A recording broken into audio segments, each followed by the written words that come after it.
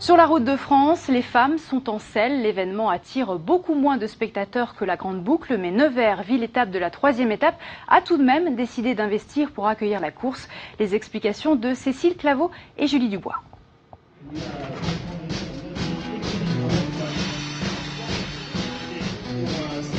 Des femmes et des vélos. Pour les puristes du Tour de France, réservé aux hommes, cela peut prêter à sourire. Mais parmi ces sportives, uniquement des cyclistes de haut niveau.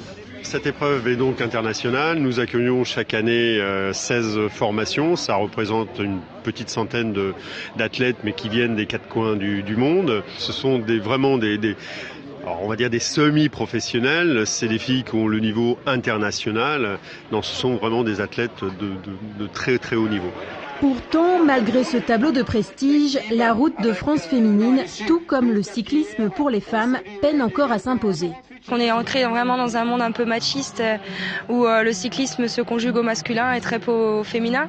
Mais ça vient, c'est lent mais ça vient. On commence à avoir un peu plus de monde sur les routes qui viennent nous voir et un peu plus de médiatisation aussi. Le salaire n'est pas égal à celui d'un homme. Nous, parmi l'équipe de France, on fait toutes des études. On est obligé, on peut pas vivre du vélo féminin pour le moment en France. Un manque de notoriété qui n'a pas découragé les élus de Nevers. Pour accueillir le départ de cette course, la ville a déboursé 12 000 €. En termes d'attractivité, c'est important puisque 350 personnes dans le staff, c'est 350 personnes qui se logent, c'est 350 personnes qui se nourrissent. Donc le retour sur investissement, il est immédiat pour les hôteliers, les restaurateurs et en termes d'image, il y a obligatoirement un retour. Si les spectateurs étaient bien moins nombreux au départ que pour le Tour de France, la plupart étaient ravis de pouvoir assister à l'événement.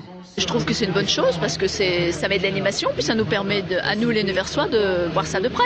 Dans l'avenir, Nevers aimerait pouvoir accueillir le Tour de France avec pourquoi pas un contre-la-montre sur le circuit de Magny-Cours.